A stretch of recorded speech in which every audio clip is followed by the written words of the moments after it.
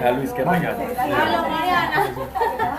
Aló, Mariana. Mariana no vino, pero mandamos a mano de Me mandaron a Bien. representación de Mariana.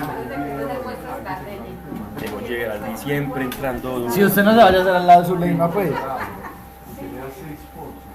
Pero no tienes tarifa de frente, eso es lo importante. Por eso es que ya tenemos que cerrar la puerta. Tenemos que cerrar la puerta. Vamos, Paulín. ¿Cómo? Vamos a empezar entonces con una oración. Vengan a buscar a Pablo. Vamos a invitar a nuestro Señor aquí a este lugar para que nos acompañe y no solo sea como nuestra presencia ya.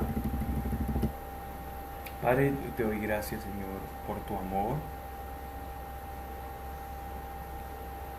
por tu presencia, porque nos has elegido.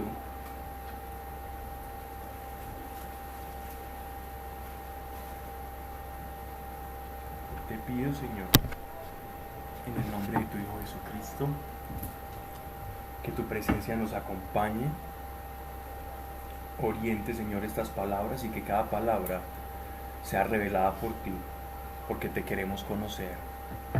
Y conociéndote, es que aprendemos el secreto para vivir mejor. En ese conocimiento que tengamos de ti, Señor, sea tu paz hoy sobre cada uno de nosotros y tu presencia. Y que cada palabra que hoy salga, Señor, de nuestra boca,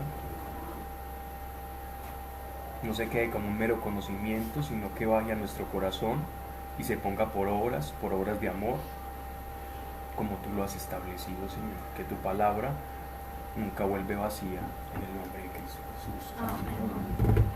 Ahora sí. Vamos en el capítulo 5, versículo 5. Primera carta de Pedro, capítulo 5, versículo 5. Voy a leer desde el versículo 1 del capítulo 5 para que nos quedemos contextualizados. A los presbíteros que hay entre vosotros los exhorto yo, copresbítero, testigo de los sufrimientos de Cristo y participante de la gloria que ha de revelarse. Apacentad el rebaño de Dios que os ha sido confiado, no por fuerza, sino con blandura, según Dios, ni por sórdido lucro, sino con prontitud de ánimo, no como dominadores sobre la heredad, sino sirviendo de ejemplo al rebaño. Así, al aparecer el pastor soberano, recibiréis la corona inmarcesible de la gloria. Continúo en el versículo 5, que aquí fue donde terminamos la charla pasada.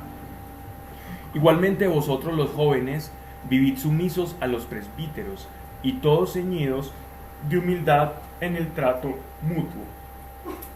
Recuerden que la palabra presbítero, presbíteros de donde se desprende en la iglesia lo que llamamos el presbiterio, que es como el grupo de ancianos. Presbítero es igual a anciano. Anciano en el sentido no de edad, sino de una persona que tiene experiencia en la fe o de que tiene camino recorrido en la fe. En ese sentido se usa la palabra anciano. Ya la iglesia, estamos hablando del año 63 después de Cristo. Ya en los años 100 en adelante, la palabra presbítero sí comenzó a tomar un matiz de una persona que, a pesar de su, digámoslo así, de su recorrido espiritual, no solamente se tenía en cuenta ese recorrido espiritual para el presbiterio, sino también su edad. Entonces se conjugaban edad y también experiencia en el camino de la fe. Pero en el año 63 podía ser una persona joven. Vemos el caso excepcional de Timoteo. Timoteo, el discípulo de Pablo, el aprendiz del apóstol Pablo, era muy joven. Y en una de sus cartas, incluso el apóstol Pablo le hace una recomendación a Timoteo y él le dice que nadie se extrañe de vuestra juventud, porque por la juventud de Timoteo él sufría de alguna u otra manera un tipo de prejuicio, porque era un joven enseñándole a personas mayores, entonces eso lo hacía sentir a veces por menos, ya, porque era como descalificado, pensando que la juventud era falta de sabiduría. Entonces el apóstol Pablo le insiste en que manifieste no solamente los frutos del Espíritu, sino también los carismas del Espíritu por los cuales él fue llamado, para que a través de esos carismas, de esos dones espirituales, también se ratifique su llamamiento. Eso lo vemos en la carta del apóstol Pablo a Timoteo. Entonces, aquí nos están diciendo: igualmente vosotros los jóvenes, vivid sumisos a los presbíteros y todos ceñidos de humildad en el trato mutuo, porque Dios resiste a los soberbios. ¿Cuál es entonces como el pegamento, la argamasa o lo que une a la iglesia? Es la humildad. Es que cada quien ocupe el lugar conforme a los dones y talentos que Dios le ha dado. Entonces todos nos respetamos conforme a los dones que reconocemos en el otro. Una vez dimos acá una definición bíblica de lo que es la humildad. Yo sé que eso nos quedó grabado, ¿cierto? Sí. La humildad es ¿qué? Reconocer lo que no tiene y lo que no tiene. Exacto. Y para sintetizarlo, la humildad es la verdad. La humildad es la verdad. ¿Qué quiere decir que la humildad es la verdad? Cuando yo simplemente reconozco lo que tengo o lo que no tengo. Esa es la verdad. Humildad no es apocamiento, no es parecer menos de lo que soy. Eso es hipocresía. Yo soy un físico con tremendos doctorados y doctorados y doctorados, y alguien me pregunta: hey, vos sabes, ¿me podrías decir algo de la relatividad? No, de pronto es que yo no sé mucho. No, sí lo sabes, tenés estos doctorados. Sí, yo sé, hice todos estos doctorados. Te voy a hablar de la teoría de la relatividad.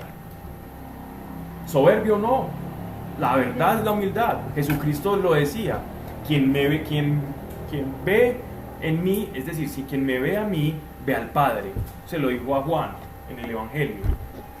Tan soberbio no, yo soy el camino, yo soy la verdad y yo soy la vida, y nadie va al Padre si no es por mí. Soberbio no, él está diciendo la verdad. Entonces tenemos que mentir para parecer humildes, ¿no? La humildad es la verdad.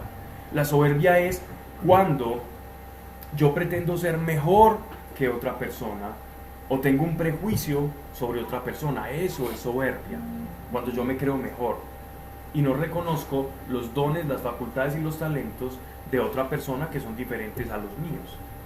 Y entonces esa es la argamasa, eso es lo que une a la iglesia, cada uno ocupando un papel dentro del cuerpo. El apóstol Pablo hace una analogía muy bonita en la carta a los Corintios.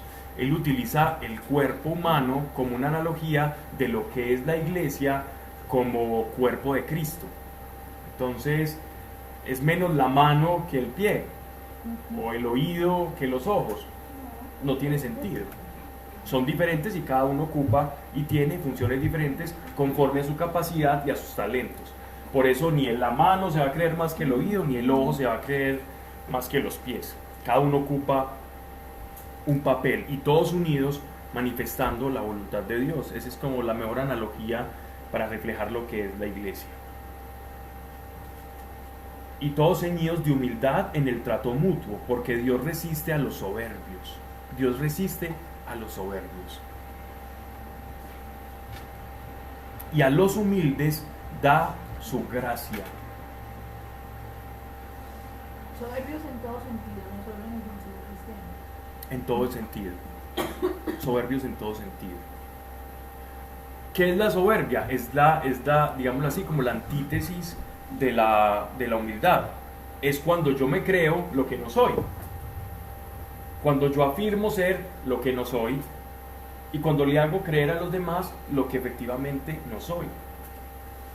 Incluso la hipocresía es vanidad. La hipocresía es comparable o equiparable a digámoslo así, a la soberbia. ¿El ego también?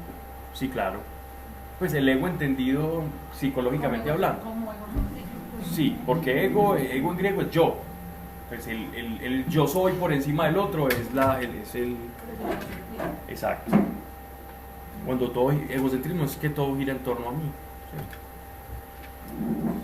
¿Sí? Dice, versículo 6: humillaos pues bajo la poderosa mano de Dios, para que a su tiempo os ensalce.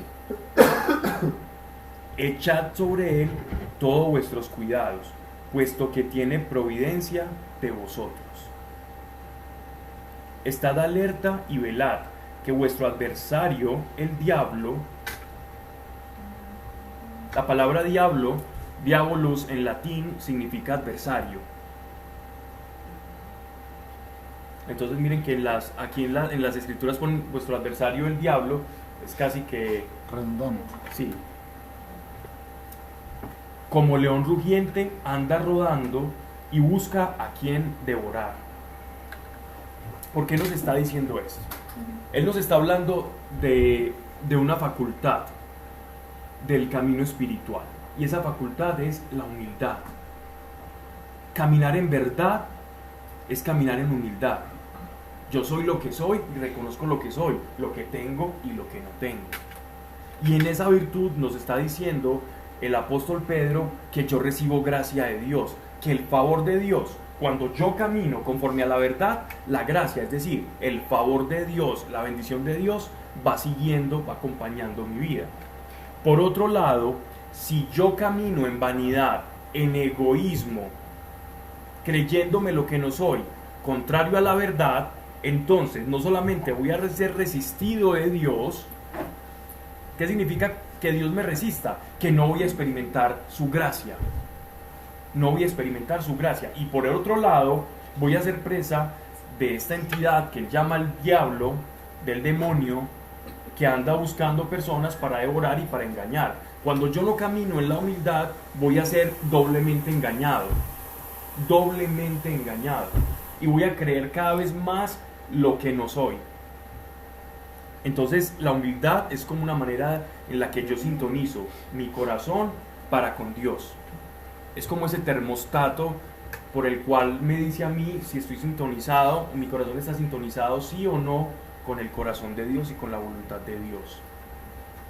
¿Cómo estamos nosotros con la humildad? ¿Verdaderamente reconocemos quiénes somos y caminamos conforme a lo que somos o no?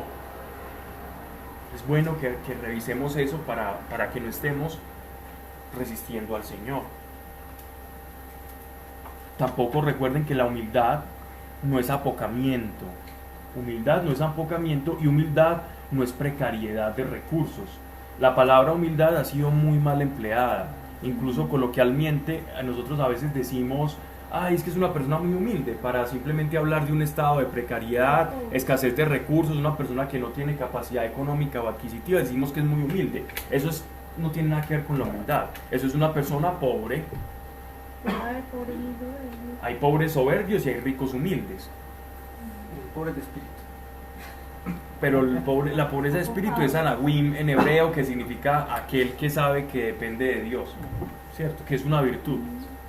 Por eso que no tiene aspiraciones. Exacto. Como también ha sido mal empleado ese término.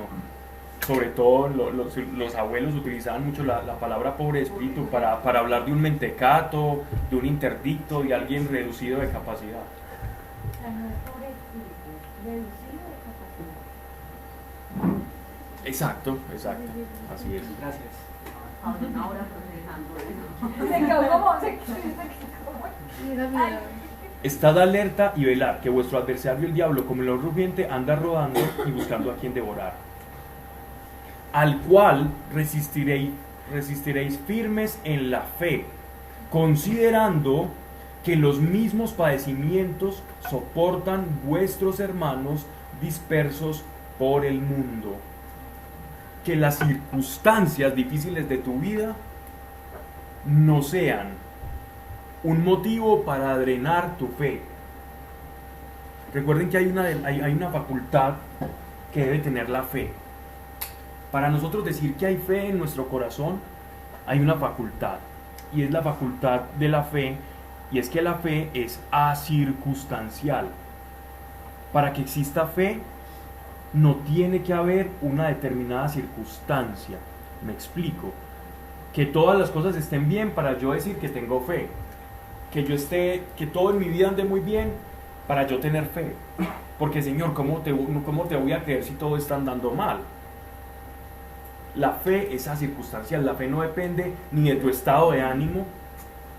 La fe no depende de la circunstancia externa.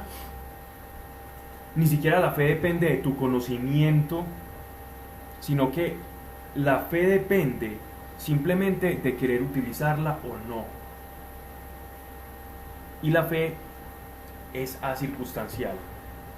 Cuando mi fe está movida por las circunstancias o por las emociones, entonces no es fe.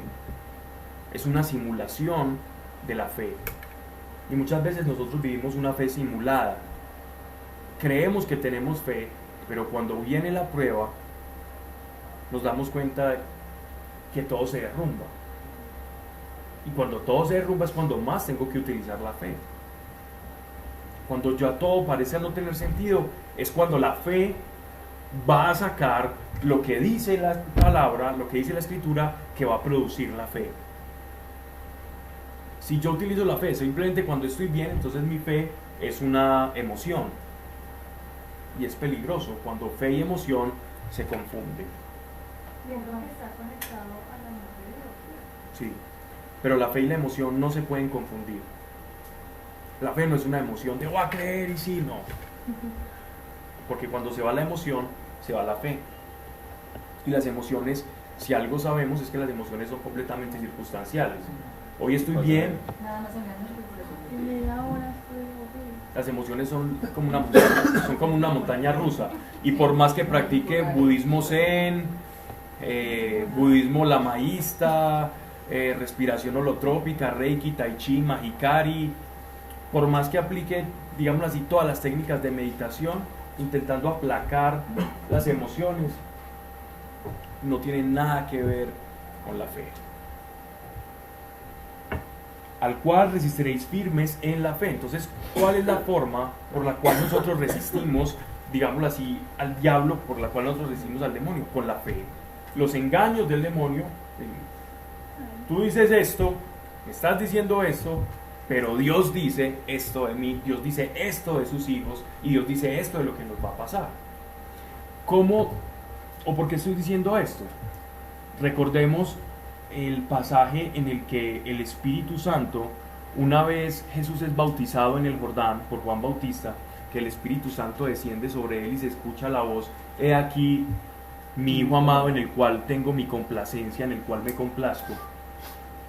Jesús se retira y dice que el Espíritu Santo lo lleva al desierto. Es muy posible que era el desierto de Judea, que era donde iban todos los profetas. Y en ese desierto nos habla la palabra de las tentaciones que sufrió nuestro Señor.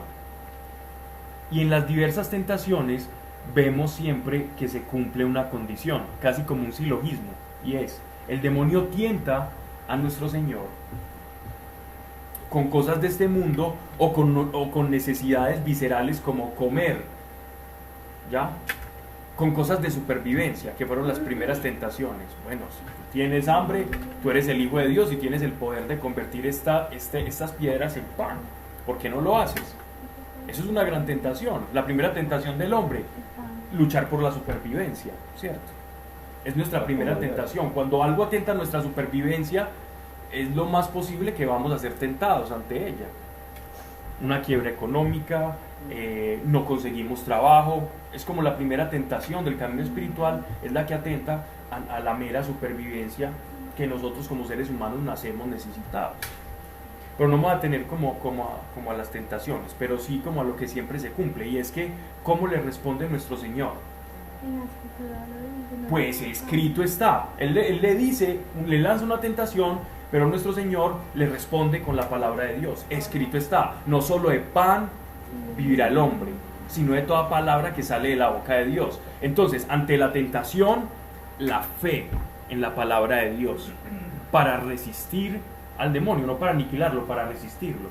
Lo resiste una vez y nuevamente sigue y le va insistiendo, y siempre nuestro Señor le responde con la palabra de Dios, porque la fe no es la creencia de que todo me va a ir bien, sino que la fe tiene un sentido, y el sentido de la fe se lo dan las promesas de Dios y la palabra de Dios. La fe está codificada en la palabra de Dios, o lo que yo creo está en lo que Dios ha dicho, no la fe en la fe. ¿Qué es la fe en la fe? Cuando yo creo que por la fe es que se producen las cosas, no, es porque Dios lo dijo. El libro El Secreto, para explicar, el famoso libro El Secreto que habla de la ley de atracción. Entonces yo creo en algo, lo medito y lo voy como cuajando, disculpen la expresión, en mi cuerpo, y yo creo que eso se va a producir por la ley de atracción universal, entonces esas cosas van a ser atraídas a mí. Eso es tener fe en la fe. Y esa fe no es nada más que programación neurolingüística y poder mental. La fe de la que habla nuestro Señor es la fe en la palabra de Dios, es la fe puesta en Él. Y cuando mi fe está puesta en Él, que es autor y consumador de la fe, esa fe va a producir resultados sobrenaturales y guiados por su voluntad. Y no va a ser simplemente como una mera facultad mental de la que habla mucho el New Age y todo esto, ¿no?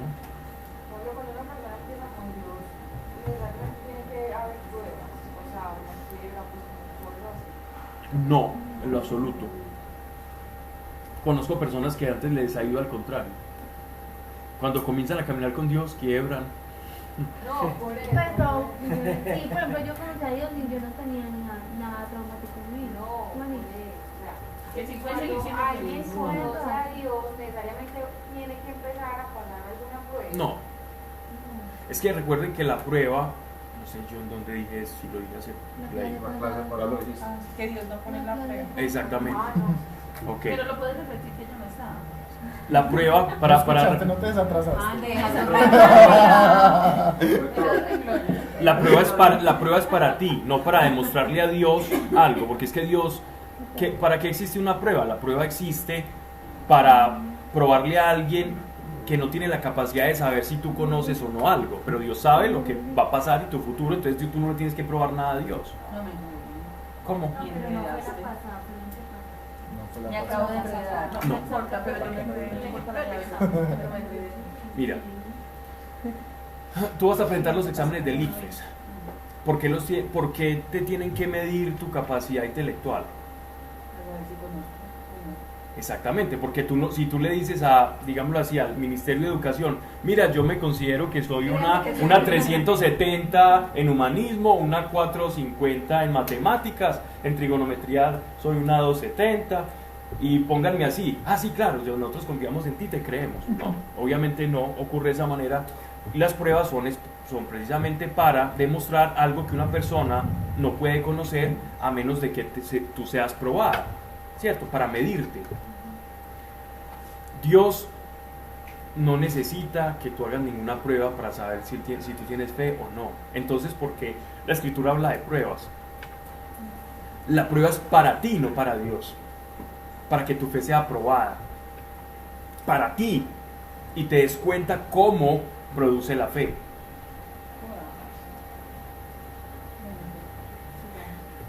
Ok. Contale ejemplo ahora, ¿no? Recomendación.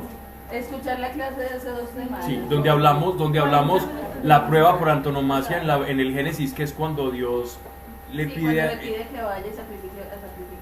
¿qué significa eso? Y ahí lo explicamos más detenidamente. Eso. Estad alerta y velad que vuestro adversario el diablo, como león rugiente, anda rodando y buscando a quien devorar, al cual resistiréis firmes en la fe, considerando que los mismos padecimientos soportan vuestros hermanos dispersos por el mundo. Le está hablando a la iglesia en Roma, que en esos momentos ya hay un edicto del emperador. ¿Recuerdan ustedes qué emperador era, cierto? Era Nerón. Y el Dios de toda gracia, que os llamó en Cristo a su gloria eterna, después de un breve padecer, os perfeccionará y afirmará, os fortalecerá y consolidará. A Él la gloria y el imperio por los siglos de los siglos. Amén. Entonces toda prueba no es sino un estadio temporal, ¿cierto? O todo padecimiento en este mundo. Versículo 12. Por Silvano, a quien tengo por hermano fiel para con vosotros, de este Silvano hablan también en Hechos de los Apóstoles, a quien tengo por hermano fiel para con vosotros, os escribo brevemente, amonestándoos y testificándoos ser la verdadera gracia de Dios, esa en que vosotros os mantenéis firmes. Os saluda la iglesia de Babilonia, partícipe de vuestra elección, y Marcos, mi hijo. Saludos mutuamente en el ósculo de la caridad. La paz a todos vosotros los que estáis en Cristo. Marcos era hijo biológico. No, en la fe. Aquí nos hablan de varios personajes y de una frase que parece un poquito enigmática que habla de la iglesia de Babilonia. ¿Cierto? La iglesia de Babilonia se refería, digámoslo así, como a toda la parte que comprendía Siria, también era una manera de decir Babilonia, y sabemos que toda la iglesia se había en ese tiempo ya estaba en Antioquía, incluso hasta se cree que ya para esta fecha había iglesia en España, lo que ellos llamaban la tierra de Sefarad.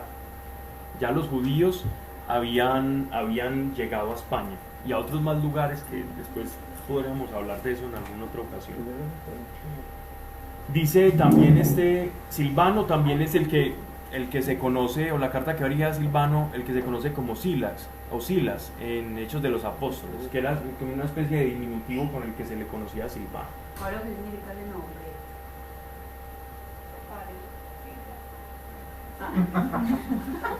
Como protector, significa protector. ¿Qué pasa? ¿Qué silba? Por favor. No sepamos de esa versión.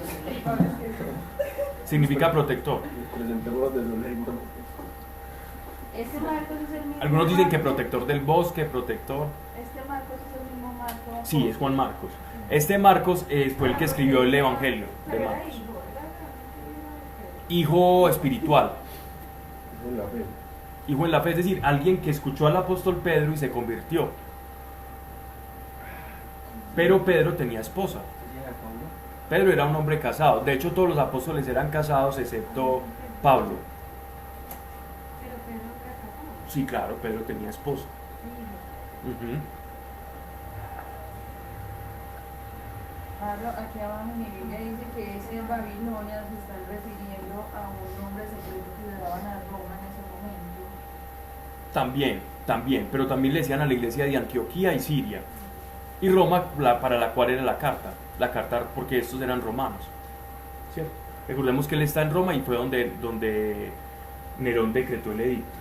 Participe de vuestra elección. Y Marcos, mi hijo, saludos mutuamente en el ósculo de la caridad. Este ósculo de la caridad, ósculo es un beso, que este era un beso que se daban los judíos, y cuando se dan ese beso ellos tienen una frase que es la que dicen, así más o menos como los árabes también, que son primos hermanos, que es el famoso, el saludo de Salam Aleikum, o el Shalom de los judíos, y junto a ese Shalom va un beso de bienvenida o de despedida, pues que es como un saludo fraterno que se da en la iglesia. Este mismo ósculo o beso de la iglesia es el que en la ordenación sacerdotal, cuando van a ordenar a los sacerdotes, el obispo que los va a ordenar les da un beso, o ellos le dan un beso al obispo, y es como en ese sentimiento de la paz, de la transferencia al ministerio.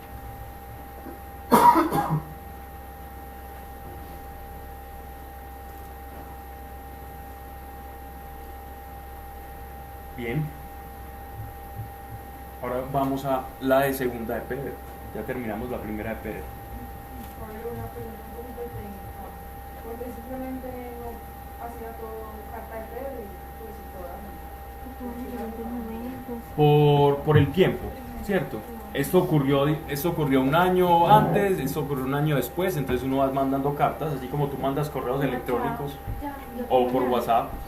Un día escribes una cosa, al otro día escribes otra, de acuerdo a la necesidad.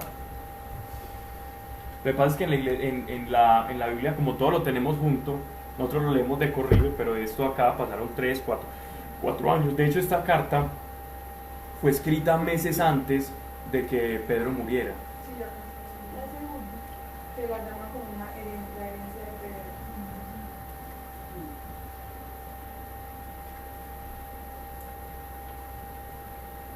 Bien. Simeón, Pedro, siervo y apóstol de Jesucristo. Es, después de los evangelios, la única referencia en la que Pedro utiliza o se nos habla en su nombre hebraico, en su nombre hebreo. Simeón es el nombre hebreo original de Pedro. Pedro es el apodo que nuestro Señor le puso, ¿cierto? Por aquello de su llamamiento y de la forma en la que él iba a intervenir en su carácter a través del Espíritu Santo. Piedro, Petra, Kefas, que significa piedra, inamovible, duro, sólido, constante. Simeón es el, digámoslo así, el nombre hebreo que, bueno, aquí está como latinizado, pero se pronunciaría algo así como Shimeón. Y este Shimeón significa el que es escuchado. Eso significa el nombre, pues el nombre original de Pedro. Simón Pedro, siervo y apóstol de Jesucristo, a los que han alcanzado la misma preciosa fe por la justicia de nuestro Dios y Salvador Jesucristo.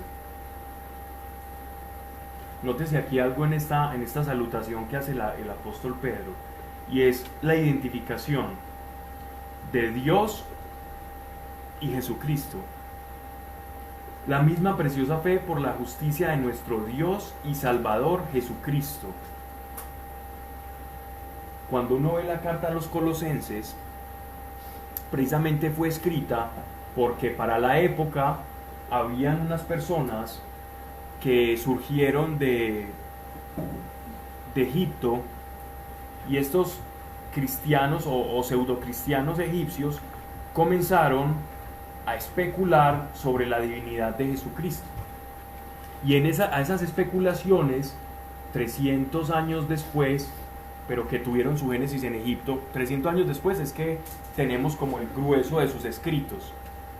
Pero por esta época ya existían lo que se llaman digámoslo así, los escritos gnósticos. Pero entonces no son los mismos coptos. Son exactamente los mismos coptos. Lo que pasa es que los coptos, lo que se conoce como los más famosos, que son de los que habla el libro de Dan Brown y todo eso, son 300 años después de Cristo, ¿cierto? Pero para esta fecha ya existían y ya especulaban sobre la divinidad de Cristo. Entonces, ¿qué hicieron ellos? Toda la gnosis o ese conocimiento esotérico que venía a través de todo lo que era el antiguo Egipto, transbabilónico también, todo ese conocimiento, toda esa amalgama y ese eclecticismo, cuando ellos tienen un encuentro con los primeros cristianos que llegaron a evangelizar Egipto, entonces ¿qué hacen ellos? Adoptan al cristianismo, pero para fusionarlo con todas sus teorías y todas, digámoslo así, como sus elucubraciones gnósticas. Entonces, para la gnosis, el cuerpo y la materia hace parte de, digámoslo así, como de lo que ellos llamaban la dualidad, de lo malo. La materia es mala y lo espíritu es bueno. Así las cosas, el cuerpo es la cárcel del alma. Y hay que aniquilar todo lo que sean los apetitos corporales, las pasiones, incluso hasta la misma sexualidad, y privilegiaban la vida célibe de por vida. ¿Por qué? Porque todo lo que era reproducir la materia era malo. Entonces había que emanciparse y librarse de eso. Y como la vida de Jesús no lograba como amalgamarse con esas ideas de que la carne era mala, entonces ellos decían que la muerte de Cristo fue una muerte aparente, ¿ya? Que fue una muerte casi como ellos no decían la palabra holograma, pero en sus escritos es como si la muerte de Cristo hubiera sido un holograma, algo aparente, pero que Él no murió realmente. Y ni que Él vino es decir, porque Él no vino en carne, sino que Él vino en espíritu. Y que la gente creía que Él era carne, pero que Él era un ser espiritual. Porque no podía ser el bueno y ser carne al mismo tiempo. Y resucitar la carne cuando la carne era malo. Eso les contradeciría como toda su doctrina. Entonces lo que hacen es desarrollar unos evangelios que son conocidos como los evangelios apócrifos. ¿Ya? A estas personas, esas fueron las que primero como que comenzaron a intervenir en lo que es la divinidad de Cristo como un ser divino. Ellos decían Cristo es como una especie de manifestación de Dios es una criatura de Dios que viene como a despertar a la humanidad. Esa era la manera en que ellos concebían a Cristo. Entonces el apóstol Pedro, conociendo todas esas cosas que se decían de él, como apóstol, como alguien que vivió, caminó mano a mano con el maestro, entonces está asumiendo la autoridad y por eso dice su nombre hebreo: Simeón Pedro, siervo y apóstol de Jesucristo, a los que han alcanzado la misma preciosa fe por la justicia de nuestro Dios y Salvador Jesucristo. Que la gracia y la paz se os multipliquen mediante el conocimiento de Dios y de nuestro Señor Jesús. Aquí hay una fórmula bien interesante, y es que nos habla, de alguna manera aquí está implícito, que en la vida cristiana hay una progresión. ¿Y de qué depende esa gracia, y esa paz? Del conocimiento de Dios, pero no como el conocimiento de un iniciado que va que va a la escuela de los misterios, a que le enseñen cosas diferentes, como por ejemplo cuando vas a la gnosis y te enseñan todas las cosas de Samael, o cuando te metes en los ritos de la hermandad blanca, o etcétera, etcétera, donde sos un iniciado y vas descubriendo secretos. No, aquí mediante el conocimiento que por medio del Espíritu vamos recibiendo de Dios, la paz y la gracia van siendo aumentados en nosotros. El camino del creyente es conocer a Dios. Nuestro camino espiritual es el conocimiento de Dios. Cada día conocerlo y conocerlo. Y ya nos va a dar unas pautas de cómo se produce ese conocimiento. Que la gracia y la paz se os multipliquen mediante, o sea, es el medio, ¿cuál es? El conocimiento de Dios y de nuestro Señor Jesús. Para recibir paz hay que conocerlo. Y eso estamos haciendo ahora. Versículo 3. Pues por el divino poder nos han sido otorgadas todas las cosas que tocan a la vida y a la piedad.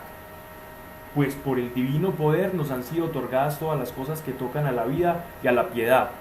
Por medio del Espíritu Santo en nosotros tenemos acceso y podemos recibir esa, digámoslo así, esa capacidad para conocer a Dios, a la vida, a la piedad, mediante el conocimiento del que nos llamó por su propia gloria o virtud, es decir, la gracia.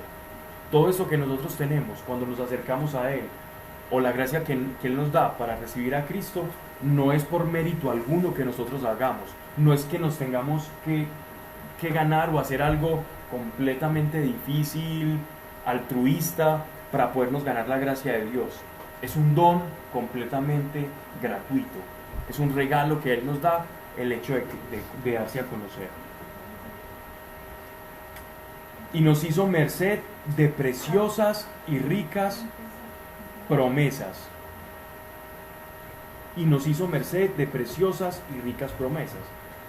¿Por cuántas promesas de Dios estamos caminando nosotros? ¿O cuántas promesas que Dios nos ha hecho nosotros conocemos? Si tú conoces pocas promesas de Dios, luego vas a esperar pocas cosas de Dios. Pero si conoces múltiples promesas de Dios, luego tu fe va a poder apuntar a más cosas a la cual depositar esa fe. Entonces el conocimiento de las promesas de Dios nos da como todo un rango, un campo de acción para poder utilizar la fe. Es como el campo que tenemos. Es como si nuestra vida fuese un pequeño laboratorio, si tenemos pocas promesas, o fuera un gran laboratorio donde tenemos instrumentos, tenemos de todo capacidad para experimentar. Es bueno conocer cuáles son las promesas de Dios para nosotros, porque ahí es donde vamos a aplicar la fe y nos vamos a dar cuenta que esto funciona o esto no funciona. Están todas en la palabra. Hay muchas, de hecho aquí hemos leído varias. O sea, la promesa que le da Jeremías también es la promesa para la... Sí, claro. Aunque hay promesas que son muy específicas. Por ejemplo, irás a algún lugar y te daré eso. Obviamente no. Era para un profeta en particular.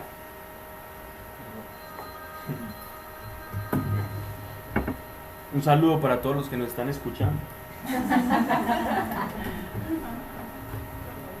Y nos hizo merced de preciosas y ricas promesas, preciosas y ricas promesas. Miren, el apóstol que caminó con el maestro nos está diciendo, son preciosas y ricas, para hacernos así partícipes de la divina naturaleza, huyendo de la corrupción que por la concupiscencia existe en el mundo. Habéis de poner todo empeño por mostrar en vuestra fe, esto es importantísimo, esto que vamos a leer, en nuestra fe virtud. El apóstol acá nos va a dar 8 cualidades espirituales y morales que están interconectadas entre sí. Ninguna de las cosas que vamos a leer a continuación puede actuar independientemente, sino que cuando la una actúa verdaderamente, comienza a desencadenar las otras 7. Y la primera virtud por la cual la naturaleza divina que él nos está hablando, miren lo que dice, huyendo de la corrupción por la concupiscencia existe en el mundo. Habéis de poner todo empeño por mostrar en vuestra fe, perdón, me equivoco, dice, y nos hizo merced de preciosas y ricas promesas para hacernos así partícipes de la divina naturaleza. ¿Cómo somos partícipes de esa divina naturaleza? Y él nos da 8 facultades. Exactamente. Por mostrar esto. Entonces, ¿cómo ingresamos a la vida sobrenatural? ¿Cómo tú ingresas a decir, yo llevaba una vida normal y Dios, pues yo era como agnóstico, yo no sabía si Dios existía o no, de pronto uno pensaba que esto tan perfecto lo pudo haber creado alguien, todos los filósofos, desde Platón, Aristóteles, hasta este mismo filósofo ateo hasta casi 20 años antes de morirse, Anthony Flew, también el inglés, decía y escribía que a través de los nuevos descubrimientos científicos él llegó a la conclusión de que Aristóteles y Platón parece que no estaban tan lejos de la realidad, y es que existe una causa no causada, algo que creó esto y que eso que creó todo estaba como en cierto estado, digámoslo así, como de independencia causal. Causal es decir, que no lo causó nada. ¿Por qué les estoy diciendo esto? No sé. Ok, ya. Entonces, para ingresar en esa vida sobrenatural, en la que ya uno no solamente cree en Dios, le cree a Dios, sino que ve la manifestación de Dios en su vida de manera sobrenatural. Esa vida sobrenatural o esa naturaleza de la cual Él nos está llamando a ser partícipes, que es la naturaleza divina, tiene una génesis, empieza por algo. Y aquí empieza así, dice, todo empeño por mostrar en vuestra fe virtud. Entonces, todo acto sobrenatural siempre empieza por la fe. La fe es la que nos introduce a nosotros en la vida cristiana. Es por la fe que nosotros somos salvos. Algún día alguien nos tuvo que predicar. Algún día escuchamos de Jesucristo sin creer mucho, o algunos creyeron más, otros vieron un milagro, otros, en mi caso, fue orando en un parque donde recibimos el Espíritu Santo y bueno, esto es verdad. Otros, sin necesidad de ver mucha cosa, creyeron, y conforme creyeron comenzaron a participar de la vida íntima de Dios y sobrenatural. Y esta fe los fue llevando, que fue la primera, a otra facultad moral y espiritual, que es la virtud. Aquí la virtud, entiéndase como obras que dan muestra o testimonio de esa fe que yo estoy profesando. Entonces la fe en Él me tiene que llevar a la virtud. No existe alguien que crea y que esté conectado verdaderamente a Cristo y que su vida no esté tornándose hacia la virtud. Es la manifestación de la fe y de la participación que yo tengo en la naturaleza de Dios. Eso por lo cual yo creí, lo manifiesto. Sí, las obras de la naturaleza que está en mí, por la cual yo he creído. No me hagan repetir que no lo prepare. No, es que ya había empezado. Bien. Todo empeño por mostrar en vuestra fe virtud. ¿Recuerdan la carta de Santiago? La carta de Santiago cuando él decía, muéstrame tu fe y yo te mostraré mi fe por mis obras. Es lo mismo. La fe me tiene que llevar a mí a las obras. Porque lo contrario, entonces, cuando mi fe no va acompañada de virtud, es porque yo estoy confundiendo mi fe con una emoción, mi fe con un estado de ánimo, o mi fe con un acto meramente racional. Yo creo porque veo. Entonces no es fe. No es fe. Es lógica racional y causalista. Sí, muy interesante, muy buena para ciertas cosas, pero para la vida espiritual no nos sirven. Las mismas herramientas intelectivas que tiene el ser humano para conocer la realidad, digámoslo así, causal, no son las mismas facultades que Dios nos da para entrarnos en el mundo supernatural. Para entrarnos en el mundo sobrenatural de Dios necesitamos fe. ¿Por qué? Porque nuestros 5 sentidos causalistas no pueden acceder a la realidad espiritual. Pero cuando yo accedo a la realidad espiritual, entonces ya esa fe, que en principio no era racional, va a demostrar racionalmente que era verdad.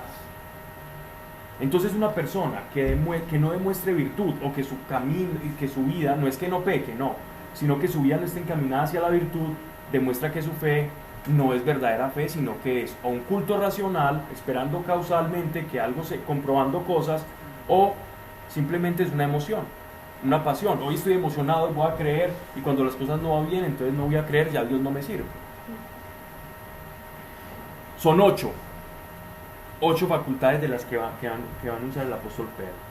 Fe, virtud. Cuando yo tengo virtud, cuando hay virtud en mí, hay ciencia. La palabra ciencia acá es gnosis. Pues la ciencia griego es gnosis, ¿cierto? Pero no es la gnosis de Samael y de los Rosacruces, no. Esto es conocimiento de la sabiduría de Dios, de lo que es bueno, de lo que es malo, de lo que es nocivo para el alma y de lo que es positivo para el alma, de lo que me da crecimiento o de lo que me estanca espiritualmente. Cuando mi fe va acompañada de virtud, entonces en mí también se va a desencadenar ciencia. Ciencia, miren que no está diciendo ley. El pueblo de Dios en el Antiguo Testamento se guiaba por la ley. Ahora, el pueblo de Dios lleno del Espíritu Santo, la iglesia se llena por la ciencia que viene por medio de la fe. Y la capacidad de conocer qué es bueno y qué es malo, qué desechar y qué recibir. ¿Recuerdan que Él dice, Él nos promete algo? En el libro...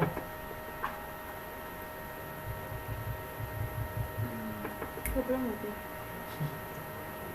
El profeta Joel,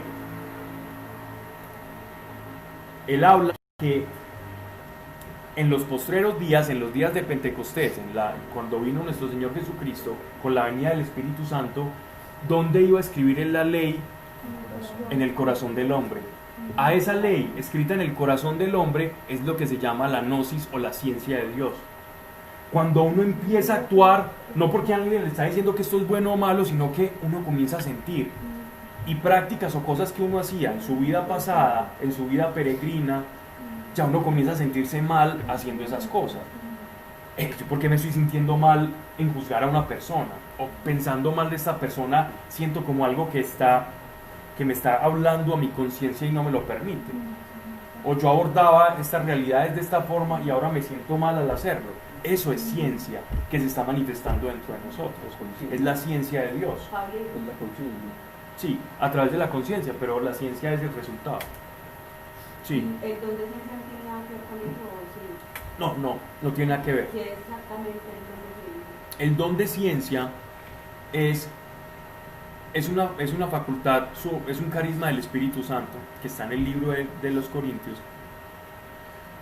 que muchas veces, por ejemplo, tú estás orando por alguien y se manifiesta el don de ciencia cuando Dios te da una porción de su conocimiento para conocer algo que tú por tus medios humanos no puedes saber de una persona o de la situación de una persona. Incluso a esa ciencia se le llama como conocimiento de algo que tú no puedes conocer de manera sobrenatural. Te doy un ejemplo en la escritura. Cuando hay un mensaje. Eso es más revelación, eso no es ciencia. Pero ciencia es cuando Jesucristo les dijo, les estaban pidiendo el tributo o el impuesto a los romanos, a los galileos. Y entonces Pedro, Santiago y ellos estaban todos desesperados porque ellos no tenían, llevaban ya viajando por toda Galilea, ya habían pasado al Jordán, estaban en el segundo, ya casi el tercer año de ministerio, acompañando al Señor.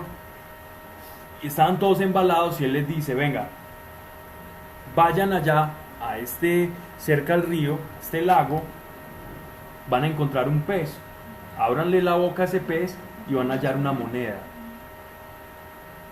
Ellos hacen eso y efectivamente con esa moneda pagaron para todos y sobró, y pagaron los impuestos. Eso es don de ciencia. Puede ser algo también del pasado. La ciencia puede ir al pasado, puede ir al presente, pero nunca va al Ejemplo, futuro. como lo que hizo ese señor con el rey David cuando lo... La ciencia siempre, eso es muy importante. A diferencia de la profecía, la ciencia puede apuntar al pasado o al presente, pero nunca al futuro. ¿Cierto? Para conocer eventos pasados o presentes. ¿Okay? Para diferenciar el don de ciencia del don de profecía. Ah, no, pero si no puede cuando no entiende, porque yo ya va a ver parte de la unidad porque estaba ahí en una... Porque él sabía que estaba ahí, ese pez. Eso es para diferenciar, cuándo es profecía y cuándo es palabra de ciencia, ¿cierto?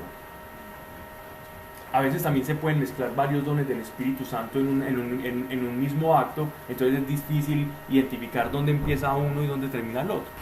Pero normalmente es el don de ciencia. O estás orando por alguien y Dios te muestra algo de esa persona. Ve tu casa y está pasando esto en tu familia, o en tu pasado esto y esto ocurrió. Y cuando el Señor te muestra eso, es el don de ciencia manifestándose. Que va también vinculado, a veces se puede mezclar con un poco con el de palabra de conocimiento, pero no vamos a entrar en Pero esos esa ciencia de detalles. la que estás hablando pues también proviene del espíritu. Sí, pero esta es la ciencia, es una ciencia moral, es una ciencia del comportamiento, de saber qué es bueno o malo, no es del don de ciencia. Es que estos son distintos los dones del Espíritu. Sí, completamente. ¿Cuál dónde puedo- Estos son virtudes. dónde puedo leer eso? Primera carta a los Corintios. Y la segunda también un poquito. Y en Hechos de los Apóstoles. Fe, virtud. En la virtud, ciencia. En la ciencia, templanza. ¿Quién sabe qué es la templanza? Exacto. Tiene que ver vaina. ¿Qué pasa cuando yo conozco qué es bueno y qué es malo? Cuando hay virtud que se está manifestando en mi vida y cuando yo tengo fe. Necesito aplicar. Exactamente. Una manera, no solo ante los demás, sino que ese conocimiento me va llevando también al dominio de mis pasiones. ¿Qué es la templanza? Es el no dejarme llevar de las pasiones orgánicas, ¿cierto? De las pasiones del cuerpo. Las pasiones del cuerpo pueden ser, una, el deseo de mentir para quedar bien. Para no poner, porque pasiones generalmente las personas lo relacionan con cosas sexuales. Una pasión puede ser el deseo de quedar siempre bien con el otro, entonces digo mentiritas para quedar bien. En los trabajos es donde más se pone a prueba se pone muy fácil a prueba la templanza, porque uno con los familiares es que piensen lo que sea, igual ya me conocen. Eso es lo que llaman el trabajo de inteligencia emocional. O mentira emocional, ¿cierto? O confunden asertividad como con saber engañar o ser buen hipócrita, o lo que los japoneses llaman el tatemae también, la hipocresía social. Entonces, en la ciencia, templanza, con ese conocimiento de lo bueno y lo malo, para que sea perfecto, tiene que ir acompañado de dominio propio, porque ¿de qué me sirve saberlo y no aplicarlo? Saberlo y no aplicarlo va a generar en el creyente una contradicción tan molesta que el apóstol Pablo en el capítulo 8 de la carta de los Romanos nos habla de esa contradicción. Eso es pérdida de fe. No es necesariamente pérdida de fe, sino que produce frustración en el creyente. Recuerden lo que dice el apóstol Pablo en el capítulo 8 de los Romanos. Él decía, y es que lo que quiero hacer no hago, y lo que no quiero hacer, eso hago porque encuentro en mí que hay una ley, ¿cierto? Y es la ley o como la carga del pecado. Entonces es esa dualidad la que el Espíritu Santo quiere hacer. La templanza es la manera de obrar correctamente y que seamos coherentes. Oye, una pregunta. Dime. ¿Para poder hacer todo esto están las fuerzas de uno o todo esto se va manifestando conforme yo voy haciendo las cosas? Muy buena pregunta. Una vez terminemos las 8, vamos a ir allá, que es muy buena la pregunta. De hecho, No lo olvides. para responder una pequeña porción de la pregunta, vámonos a cómo empezamos. Por la fe. ¿Y la fe de dónde proviene? El Espíritu Santo. ¿Es un don de quién? El Espíritu Santo. De Dios. ¿Para qué? Para que nadie se gloríe. Para que nadie diga, es que por mí no, porque creíste, recibiste gracia. ¿Y cómo empezó el apóstol Pedro en este versículo 3? Dice, pues por el divino poder, no nuestro divino poder, nos ha sido otorgado, es decir, una dádiva, un don, un regalo, todas las cosas que tocan a la vida y a la piedad. O sea, es un regalo. ¿Quién se gloria de un regalo? Bueno, aquel que quiere decir, ay, mire lo que me regalaron, pero ni se lo compró, ni fue por usted, fue un regalo. Y los regalos pueden ser merecidos o inmerecidos. De hecho, la palabra gracia es don inmerecido.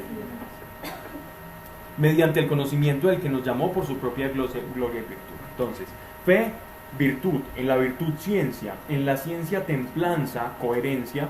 Muy bien. En la templanza, paciencia. Paciencia para aguantar y cortar. Eso es una cosa que He visto en mi propia vida y en la vida de muchos que caminamos el camino del Señor, que llegamos hasta la templanza. Y ahí se produce normalmente un estancamiento, ¿sí? Donde hay un dominio propio, donde ya como que las pasiones ya no son lo mismo, caminas más tranquilo con la vida, feliz, en oración, en comunión, en intimidad con Dios, viendo lo sobrenatural, todo muy bien. Pero llegan las pruebas y quizás sí tienes el dominio propio, pero esa templanza no logra hacer la transición o llevarte a la paciencia, a esperar con fe. Entonces la frustración. Y viene frustración, a pesar de estar caminando en cierta virtud. ¿Qué es la paciencia? ¿Quién me dice qué es la paciencia? Como virtud. ¿Qué entienden por la paciencia? Esperar con fe. Esperar con fe. Dependencia de Dios. No lo había visto así, pero suena muy bien. Dependencia de Dios. ¿Alguien, otra definición de la paciencia? espera. Muy bien. Esperar en Dios. Perfecto. Esperar con fe. Sometimiento. Saber esperar. Pero siempre Todos. esperar. Sí, claro. Y de lo La, que no la es paciencia, esperar. en la paciencia implica un tránsito a algo, un periodo de tiempo en el que estás esperando algo, pero ¿por qué uno tiene que tener paciencia? Sin importar el resultado. Es el tiempo de uno. No, porque uno espera que el resultado sea bueno, ¿sabes? No como uno lo espera, pero sí bueno. Pero sí bueno. Mira, yo creo que una definición que sintetiza todo lo que han dicho es la que dio Daniel: paz en la espera. Esa es la verdadera paciencia, es tener paz en la espera, porque entonces el que no tiene paz en la espera desespera. Si yo no tengo paz en la espera, desespero. Ya no espero, sino que desespero. ¿Y qué pasa cuando desesperamos? Queremos hacer por nuestra cuenta versus no hacer la voluntad de Dios. quiero ser claro porque esto no nos puede llevar a algo que se llama el quietismo. Eso era lo que te iba a decir. Sí, ya te vi haciendo esa carita, por eso hay que hacer la salvedad. Sí, ya tuvimos esta conversación. Pablo, pero ya hay una falla ahí, prácticamente es un retroceso como en todas las otras que ya habías mencionado. Sí, pero has aprendido, pero es como el retroceso del que sabe hacer, digámoslo así, como divisiones, por decirlo de alguna manera, y se equivocó en una división, pero ya ha practicado la división, entonces vuelve y la hace más rápido, ¿cierto? No es lo mismo. No es como que ya fallé y ya me tiré en todo, no. Más que un retroceso es como un estancamiento. Es un estancamiento más que un retroceso, porque hay personas que manifiestan esa vida de virtud. Entonces, después de la paciencia, cuando yo aprendo, bueno, para que haya paciencia, por ejemplo, yo tengo un amigo que le molesta, incluso eso tiene nombre y es una fobia, el que alguien mastique a su lado, el escuchar masticar a una persona al lado.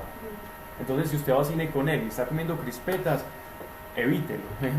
O alguna cosa así, o hacer un ruido repetitivo con un lapicero, con las manos. Hay personas que no soportan eso. ¿Qué tiene que tener esa persona? Paciencia. ¿Y por qué tiene que tener una paciencia? O la paciencia, ¿cuándo es que se manifiesta? Cuando hay una situación incómoda en nuestra vida.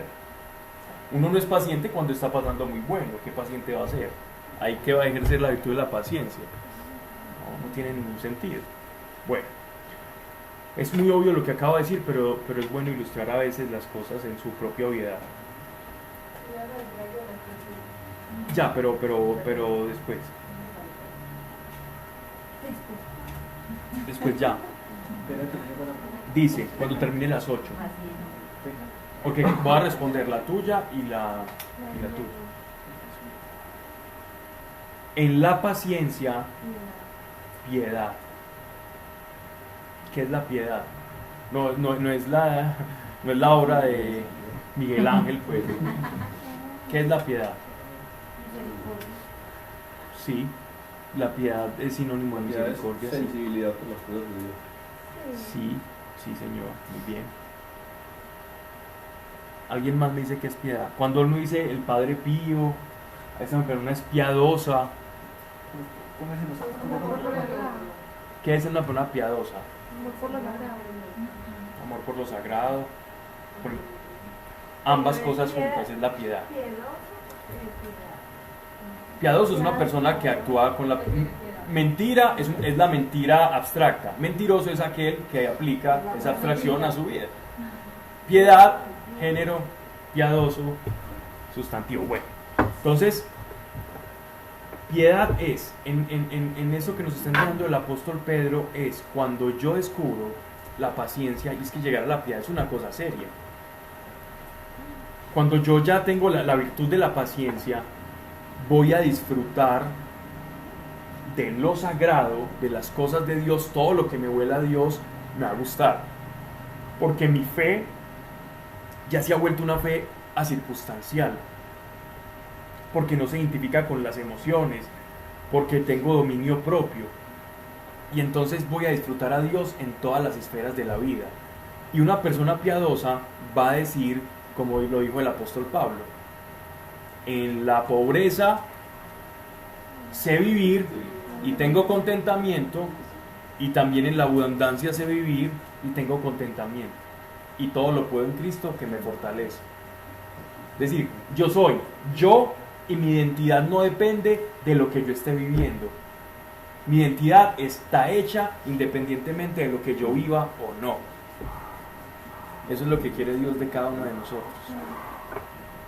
Que seamos lo que Él nos destinó a ser, circunstancialmente.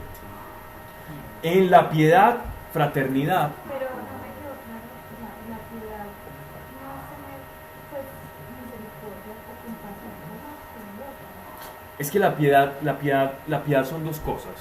Una es la piedad piedad. Mira, mentira, mentiroso, piedad, piadoso. Marta tiene piedad, Marta es piadosa. Exacto. Marta actúa con piedad, ¿no? Misericordia, misericordiosa. Peligro.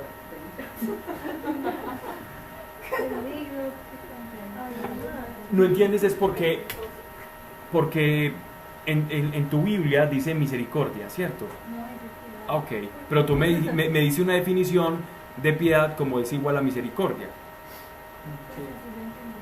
Y así es, y es correcto. Pero es que no solamente es esa misericordia, sino que la piedad, en el sentido espiritual de la palabra, es el gusto por las cosas sagradas, es el gusto por Dios. Pero también, esa piedad es el ponerme en los zapatos del otro. ¿Ya? Es también eso. Ese gusto por lo sagrado también, o la piedad es aquel que siente misericordia por el otro. Eso también es piedad. Pero esta piedad es de Dios. Sí, de regocijarme en las cosas de Dios. Pero es que ya por ende, Es lo miren, mismo. sí, y mire a dónde lleva lo uno, mire a dónde nos lleva lo que estamos hablando de la piedad. ¿A dónde dice que nos lleva la piedad? Ajá, ¿y qué es la fraternidad? Ajá, piedad, y en la piedad, fraternidad, y en la fraternidad, caridad. Fraternidad es que los problemas del otro sean mis problemas. Eso es fraternidad. Y todo esto, cuando yo veo que los problemas del otro son mis problemas, voy a manifestar caritas, caridad, amor. Caridad es amor. Pero eso no, hay que tener cuidado con eso, porque uno puede solucionar los problemas del otro. Ujú. Sí, de hecho, amar no es generar dependencia. Sí, porque muchas veces uno se echa el peso a otra persona encima porque tiene fraternidad. Sí, no. Y Y Jesús, pero no de todo, pues, tus problemas, tus problemas. pero para eso hay sabiduría, pues, para saber cuál es el límite, digamos así, del amor. Porque una madre que dice amar mucho a su hijo, pero lo que hace es malcriarlo y sobreprotegerlo, le está haciendo un daño y está haciendo todo el efecto contrario al amor. ¿Sí? Está generando una dependencia, y generar dependencias es terrible. Y volvemos a lo mismo de ahora, toda circunstancia va a ser distinta. Porque va a haber momentos donde alguien necesite todo de vos y vos tengas la capacidad para darlo, y con toda seguridad Dios te va a llevar a darlo. Y te va a llevar a que el problema del otro literalmente sea tu O problema. sea, tu carga. Exacto, pero todo momento tendrá su forma de actuar distinta según el Espíritu Santo nos. Sí, va a haber el momento en que te toque cargar al otro. Sí, hay que sostener. Sí, Miren, todo depende. miren qué interesante. Miren el hilo conductor. Miren cómo empieza y cómo termina. Empezamos por la fe y terminamos por el amor. Ah, sí, a lo que llegó Dios. Al principio. ¿Qué es más importante en la vida cristiana? Todas estas 7 cosas, todas estas 7 virtudes son la escalera hacia el amor. Y seremos juzgados ¿por qué? No por la fe, por el amor. Es como el progreso del peregrinismo. Y es que a partir de eso, de la piedad, Pablo, lo que hace en adelante, pues en eso está el servicio, ¿no? En eso está el servicio. Es que el servicio es caridad. Sin caridad el servicio es un servicio fingido. ¿Cuál es la diferencia entre, porque la piedad, cariño fraterno, al cariño fraterno, amor? O sea, entonces, él está diferenciando cariño fraterno del amor. Está diferenciando en cierto sentido. Lo que pasa es que él está poniendo al amor como el culmen, como el, digámoslo así, como lo máximo a lo que tenemos que llegar, lo más puro. La fraternidad, uno donde ejerce fraternidad, con los que piensan, actúan y viven como uno. ¿Sí me hago entender? Uno es fraterno, entre nosotros somos fraternos porque nos queremos, pero vaya que nos lleven a un grupo donde piensen todo lo contrario. Ahí ya la fraternidad cambia, ahí ya nos toca es amar, porque fraternidad es entre la iglesia. Acordate, Martis, que el amor no depende de nada, sino solamente del darse. No más. Pero eso ya ahora está bastante. Exacto, por eso lo Es difícil. La fe es algo que vamos a perder. Nosotros vamos a perder la fe. ¿Por qué digo esto? Porque cuando nosotros veamos a Dios tal cual es Él, la fe no la vamos a necesitar. Porque la fe es primero creer en algo que no vemos para experimentarlo. Pero cuando lo veamos, la fe se hace innecesaria. Incluso hasta la piedad. Porque quien estando al lado de Dios no lo va a degustar. Pero el amor es lo único que permanece. El amor es lo único, es la única característica de todas estas cosas que en el cielo es pura y permanece, y siempre va a seguir igual hasta la eternidad. La fe es algo transitorio, es una herramienta que Dios nos da para adentrarnos en la vida sobrenatural, pero hasta ahí llega, la vamos a perder. Y de hecho el apóstol Pablo lo dice, en la carta a los Efesios, él explica la fe, no lo explica de esa manera, lo explica con los dones del Espíritu, pero van caminando hacia lo mismo. Ahora bien, dice, ¿qué pasa? Uno con esto no te puede conducir. ¿Qué es el quietismo? Primero, que dije anteriormente, el quietismo es como esa corriente espiritual que se dio mucho en el monaquismo, ¿ya? Monaquismo, los monjes o los monasterios o las reglas monásticas, que llevaban a las personas a apartarse del mundo en todas las manifestaciones mundanas de la palabra para adentrarse en la vida contemplativa de Dios. Entonces me tengo que ausentar del mundo y solo dedicarme a contemplar a Dios para tener como una especie de iluminación espiritual. Y el quietismo es ¿por qué? Porque ausencia de todo, digamos así, como de toda vida mundana, para dedicarme completo a recibir la revelación de Dios y a conocerlo. Entonces, si uno hace una mala interpretación de estas palabras, entonces es como no tengo que hacer absolutamente nada, o mi vida tiene que ser como una especie de estado contemplativo, y eso no tiene que ser así. El apóstol Pablo hacía carpas, viajaban de un lado para el otro, comían, se entretenían, hacían de todo, a pesar de ser apóstoles, ¿cierto? No, mi cambio externo de vida no implica que yo sea más espiritual o menos espiritual. Yo le diría eso, que muchas personas estudian en eso para ocultar su pereza, empezar a movilizarse. También.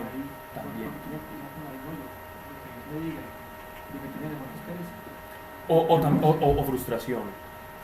O frustración. Pueden ser muchas cosas. Pero sí, una de ellas puede ser eso. Pero eso es válido, Pablo, también, ¿no? Las personas que se... Sí, no, claro, es válido. Pero el quietismo no es la regla para encontrar a Dios. Porque en un tiempo muchos místicos prevalecieron ese camino para el encuentro con Dios. Y por eso llegan personas como... O sea, el quietismo te lleva a alejarte incluso del servicio. Uh-huh. Exactamente. por ahí hay unas monjas que Sí, los de claustro. Sí. Pero ellos no están quietos, ellos están en oración. Ellos sirven de Ahora sí, oración. que son como contemplación. Contemplativo se llama. El quietismo, pero lo que pasa es que hubo un tiempo en el que se privilegió esa manera de vivir como esa es la manera correcta de ser espiritual y piadoso, en detrimento de las personas que llevan una vida, entre comillas, ordinaria. Ahí es donde llega, por ejemplo, una persona como Escrivá de Balaguer. Escrivá de Balaguer, y no, pero ¿cómo así? Es que usted se puede santificar en la vida diaria. Y ya comienzan a llegar otras personas como a hablar a favor de venga, ¿qué es ser espiritual? Espiritual, entonces para ser espiritual nos tenemos que ir todos a encerrar, a ponernos silicio, a vivir una vida de regla monástica para ser más espirituales. Entonces se acaba el mundo, no hay zapateros, no hay costureros, no existe nada. Pero ahorita se habló del quietismo cuando estamos hablando de la paciencia, ¿cierto? O sea, esperar con fe. Sí. Entonces ahí eso que estás definiendo significa sigue haciendo las cosas del día a día, sigue viviendo con fe. Exactamente. La fe no implica quietismo. Sí, la fe es dinámica. La fe es dinámica, la fe no es pasiva. Abraham creyó y fue de Ur a Canaán. Movilízate. Pablo, pero puede haber la circunstancia también en la Sí, que Dios lo tenga a uno sí, literalmente. porque puede que tu problema precisamente sea el activismo o el control. Una persona controladora precisamente tiene que hacer todo lo contrario, dejar que Dios tenga el control.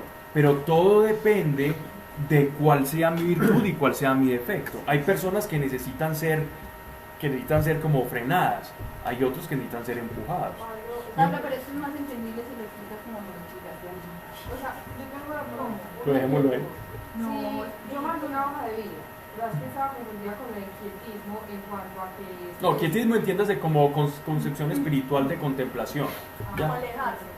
No es esperar en Dios, No es Porque mira, tenemos ejemplos, está el caso del rey David, lo mandaron por una cueva, quédese ahí hasta cuándo, hasta que Dios le diga, y llegó el momento donde Dios lo empezó a sacar. y a Elías lo sacó de la Elías cueva. también. Y a Elías antes lo sacó de la cueva. Exacto. O sea, que yo pudiese concluir, y mira que tiene su lógica, para poder vos tener paciencia, primero tuviste que haber tenido conocimiento, ciencia, para poder definir esos pequeños dirección. matices de Claro. yo hago. Por eso el orden, es que el orden es muy perfecto. Mira que como uno está en el otro.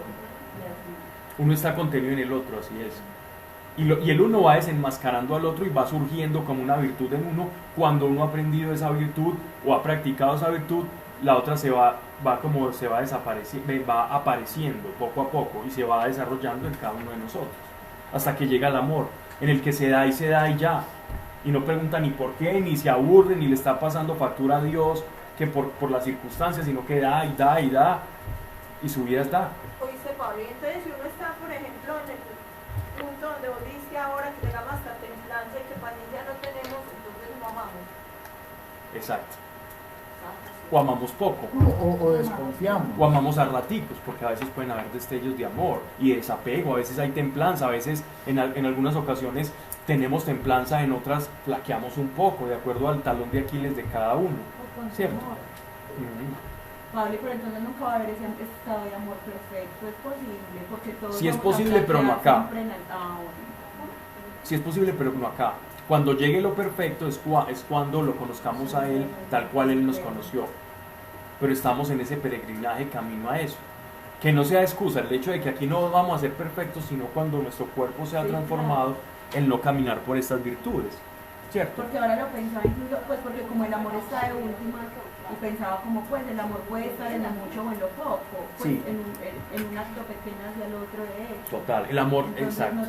y puede que vos no seas el más virtuoso, puede ser pacífico, pero un acto pues, llevar a cabo muchos actos Sí, de amor, claro. entonces, pues, Es que el amor, cuando pues lo decías cuando él decía como que ya es un estado superior No, pero el amor y la fe, imagínense esto como si esto fuera un collar, ¿cierto? En esta punta está la fe y en esta punta está el amor. Y las otras son como los adornitos, las alhajitas que componen el collar, ¿cierto? Entonces yo puedo mover uno para acá y a veces puedo tener un desequilibrio en unos, un desequilibrio en otros, pero se van moviendo todas al unísono. Siempre están todas interdependientes, ¿ya? A veces puedo tener un acto de desamor, pero aún a pesar tener una fe viva, pero esa fe me tiene que llevar al amor, entonces tengo que alcanzar como ese equilibrio en la vida cristiana. Y ese es nuestro pero ese es camino. el camino, exacto. Ese es el camino. Pero todas están interconectadas. Yo no puedo ser muy bueno en una y ser muy malo completamente en la otra. Es que para eso es la gracia de Pablo, ¿no? todas claro, se Para los nivelan. errores en ese proceso. Todas se nivelan, pero la fe me lleva al esfuerzo, ¿cierto? La fe no me lleva al quietismo entendido en esa dejadez espiritual, sino que la fe es dinámica y la fe tiene que ser activa. Y miren, entonces fe y amor. La razón de la fe es encontrar el amor. Si estas tenéis y en ellas abundáis, no os dejarán ellas ociosos, ni estaréis en el conocimiento, sí, ni estaréis en el conocimiento de nuestro Señor Jesucristo. Mas el que de ellas carece es de muy corta vista, es un ciego que ha dado al olvido la purificación de sus antiguos pecados. O sea, es como si está diciendo, es alguien que ha desechado su propio bautismo. No me va a responder la pregunta. ¿Cuál era? Y depende de lo que uno haga o cómo es. Mira, la fe te tiene que llevar al actuar. Depende de lo que uno haga con la gracia que Dios le da. Sí depende de uno, de si utiliza la herramienta o no la utiliza. Pero la herramienta es por gracia. Tú puedes tener gracia de Dios y no hacer nada. Y no es que Dios tenga la culpa, es que tú no utilizaste la gracia que Él te dio. Entonces, depende de uno, es utilizar la gracia y dejarse llevar por la gracia. Eso es lo único que le corresponde a uno. Y moverse por la gracia y por la fe. ¿Dónde no le corresponde a uno? Uno no produce gracia, uno no produce amor por sí mismo, sino que el amor de Dios que lo llena a uno es el que uno manifiesta. Es como dejar ser un recipiente y dejarse llevar, es ser manso, ¿no? Entonces, dado el olvido y la purificación de sus antiguos pecados, por lo cual, hermanos, tanto más procurad asegurar vuestra vocación y elección, cuanto que, haciendo así, jamás tropezaréis, y tendréis ancha entrada en el reino eterno de nuestro Señor y Salvador Jesucristo. La práctica de estas virtudes es la manera en que nosotros ratificamos nuestro llamamiento. La práctica de estas virtudes, el meditar en estas virtudes, es la manera en que nosotros ratificamos el por cual Dios o el por qué Dios nos ha elegido. Es bueno tenerlas ahí subrayadas en las escrituras, vale la pena. ¿Que hay que probarle a Dios? No, no hay que probarle nada. ¿Que hay que probarle al prójimo? No. Esto debe ser lo que naturalmente se tiene que desarrollar en nosotros. Si no se está desarrollando, pues pidámosle al Señor, que es bueno en gracias, para demostrarnos por qué esa virtud nos está desarrollando en nosotros. Asegurar vuestra vocación no significa como que hay que ganarse o hay que asegurar algo que se nos va a perder. Es una manera de expresar que tenemos que dar muestras de lo que somos, ¿cierto? Dicen, vea, usted es médico, dígale a la gente que usted es médico y sane a la gente.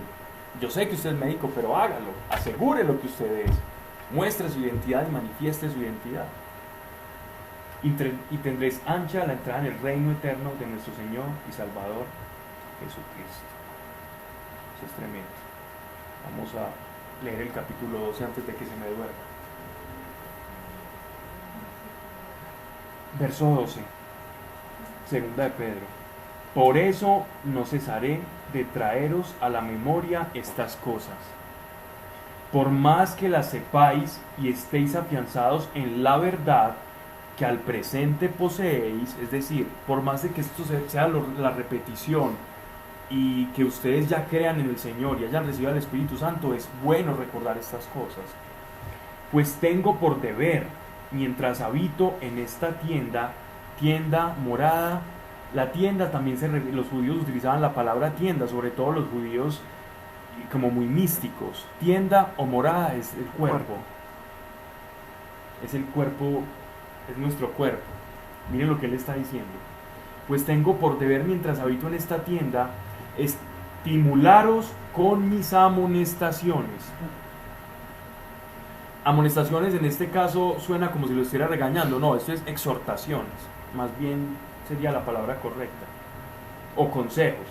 Considerando que pronto veré abatida mi tienda. Hay una leyenda cristiana, una tradición cristiana que habla, que se conoce como el Quo Vadis Domine, que en latín significa ¿a dónde vas, Señor? El apóstol Pedro cuenta esta tradición que él iba camino por la vía de Apia a Roma. Y él ve a nuestro Señor Jesucristo, él se encuentra con nuestro Señor Jesucristo. Estamos hablando año 63, o sea, cuando escribió esta carta. Esta carta se presume en el año 63. Pedro, según la tradición, muere en el 64. Sí, miren qué pasó con Pedro. Se encuentra nuestro Señor caminando con la cruz a cuestas. Y entonces él le acerca y le dice, Quo Vadis Domine, ¿a dónde vas, mi Señor? Y el Señor le responde, a ser crucificado nuevamente. Él iba por la vía Apia, huyendo de Roma, Pedro, por el edicto de Nerón de perseguir a todos los cristianos. Allá estaban Pablo y Pedro. Y Jesucristo está yendo a Roma a ser crucificado. Cuando él le dice eso, Pedro inmediatamente sale corriendo, entiende el mensaje y se devuelve a Roma, y ahí Pedro es martirizado y lo crucifican al revés. porque él dice que él no es digno de morir como su maestro y lo crucifican al revés. Eso es una tradición muy fuerte dentro de la iglesia. Hay muchos escritores, historiadores de la iglesia y hablan de esta tradición que corría muy fuerte. De hecho, él muere donde está ¿cómo? ¿Por qué se volvió? Porque él estaba huyendo del martirio. Entonces dijo, tengo que morir de nuevo. Es como que Cristo le estaba diciendo, estoy yendo a hacer lo que vos no estás dejando hacer en tu vida. ¿No? Ajá. Y él cuando va a Roma, Porque ahí yo donde... hubiera entendido como le está dando un mensaje burla. Voy a morir nuevamente, tengo que ser crucificado nuevamente, ¿cierto? Porque mi apóstol no va a hacer lo que tiene que hacer. Entonces voy a hacer lo que mi apóstol no va a hacer nuevamente. Y donde él murió, donde él fue martirizado, es donde está la capilla de San Pedro. Donde está la capilla de San Pedro y los huesos de Pedro. Ahí es donde se dice la tradición que fue martirizado y crucificado al revés. Entonces miren lo que él está diciendo. Él tuvo una cristofanía, una manifestación de Cristo antes de su muerte, donde ya le habían anunciado que él iba a ser martirizado, porque ningún discípulo es más que su maestro. Y aquí lo deja por escrito.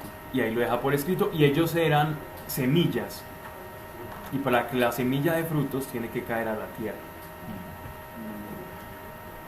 Y ellos eran los 12 panes. ¿Se acuerdan cuando estudiábamos el templo?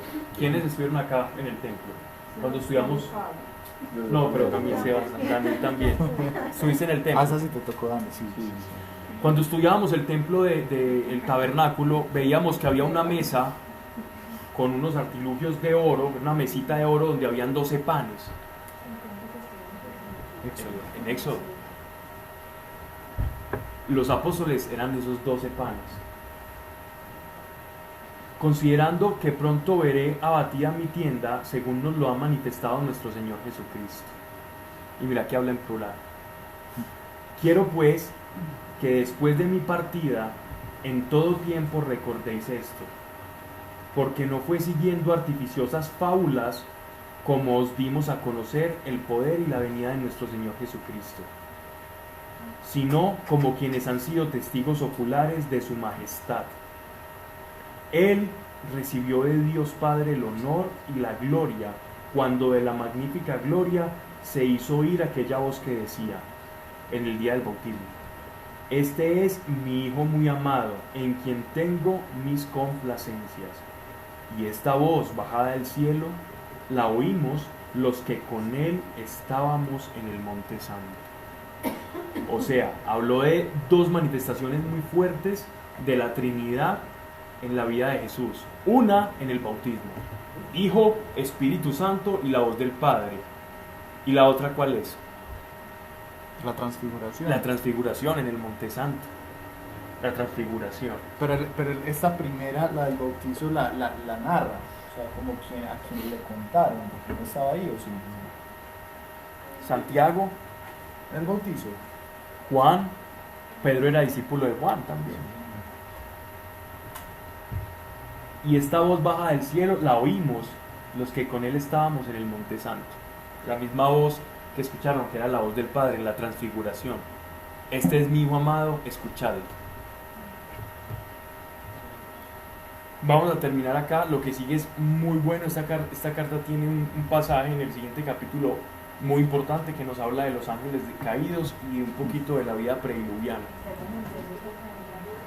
Sí, es de mucho contenido. Entonces vamos a orar. Ya son las 9:30. Oremos y cuando oremos ya. Vale. Padre nuestro, gracias por tu revelación, Señor. Hay 8 virtudes, cada una interconectada, Señor, y comienzas por la fe. Y esta fe, Señor, a través de las demás virtudes, nos ha de llevar al amor, Padre. Señor, que nuestra fe nos lleve al amor. Que por haber creído, Señor, y habiéndote conocido por medio de la fe, nuestra vida refleje amor. Y no juzguemos a los demás por lo que dicen, por cómo visten, por lo que pensamos o creemos que son, cuando ni siquiera nos conocemos a nosotros mismos, ¿quiénes somos para juzgar a los demás? No somos jueces, Señor. Ayúdanos a ser fraternos, a tener paciencia, que sí que la necesitamos. Ayúdanos, Señor, a ser firmes en la templanza, en el dominio propio, en dominar las pasiones.